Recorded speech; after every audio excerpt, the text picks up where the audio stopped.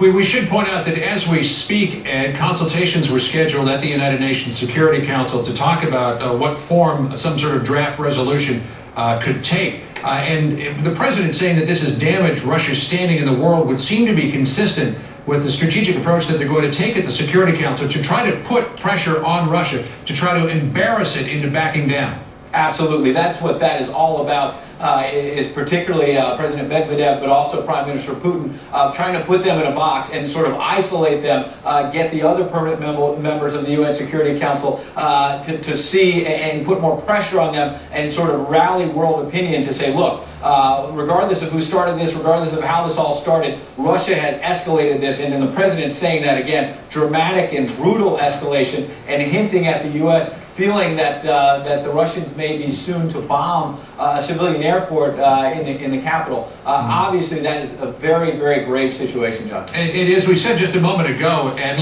let's show some pictures here too, that we had heard from Georgian officials that perhaps there had been some bombing in and around the civilian airport there in Tbilisi that had taken place. At one point earlier in the day, President Mikhail Saakashvili, as you can see by this this videotape, was rushed out of the room where he was actually holding a conference call with reporters. At one point, he was brought down to the ground by his security forces. They piled flak jackets on top of him, fearing that Russian planes that were buzzing in the area, according to Georgian officials, were about to unleash an attack. You can see him there being covered by his security forces. They're putting flak jackets around him. Their fears apparently turned out to be unfounded. There was no attack there, but there has been a lot of word here, unconfirmed, but our Matthew Chance and our Frederick Pleitgen, who have both been in the area all day long, said that they definitely heard explosions, didn't know if they were a result of aircraft dropping bombs or if they were incoming artillery. But it would seem, Ed, that this is at the point where any further escalation could potentially seriously damage U.S.-Russian relations.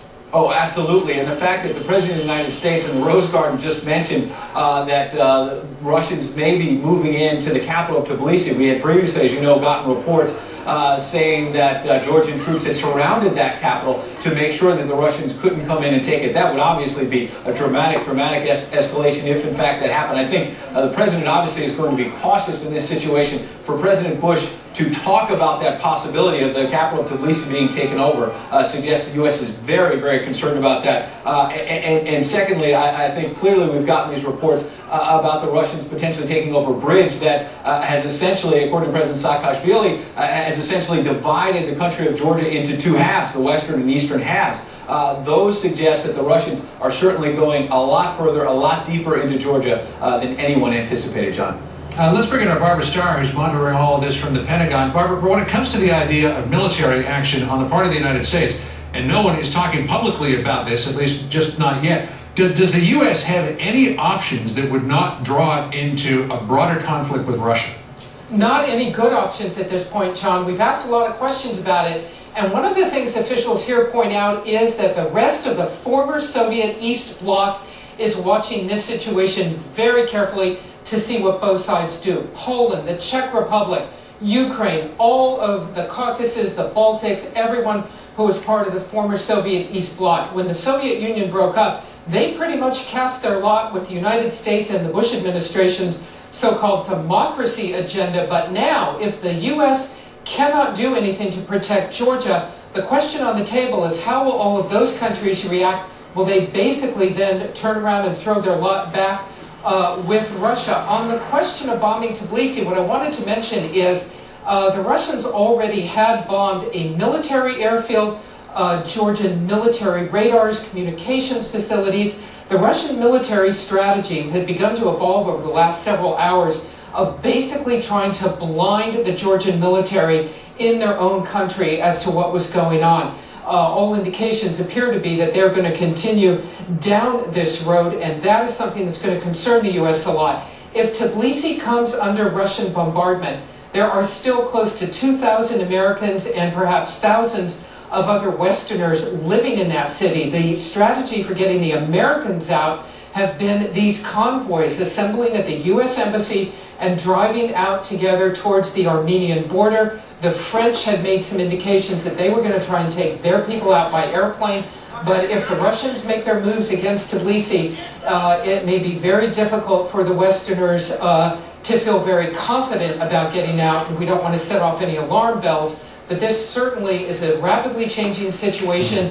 A convoy is scheduled for tomorrow. That's public information. We'll see if that convoy really goes, John. And you've been talking with sources there at the White House all day, the president urging Russia to accept the terms of this ceasefire agreement that has been proposed by the European Union. Georgian President Saakashvili signed it earlier today. EU envoys are now either in Moscow or on their way to Moscow to present it to Russian officials. If they were to ignore that, and if they were to continue their push deeper into Georgia proper, have you gotten any indication yet from the White House, Ed, of how they might respond to that?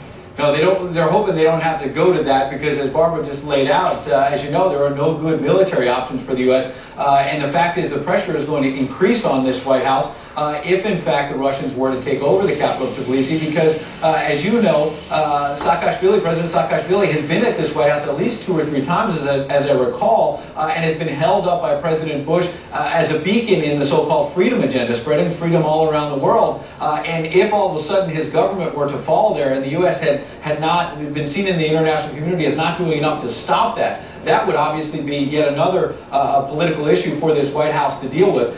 Tensions have already been high for months now, as you know, about the missile defense shield that the U.S. Wants to build in Eastern Europe. Prime Minister Putin has certainly issued some tough talk about that. But that dispute has been escalated many times more by what's happening right now on the ground. All right. Ed Henry Forbes at the White House, Barbara Starr at the Pentagon, thanks very much. Apparently, Georgian President Saakashvili is anxious to speak with us, so we'll try to get him on the line very shortly here at the Situation Room. Meantime, something very different.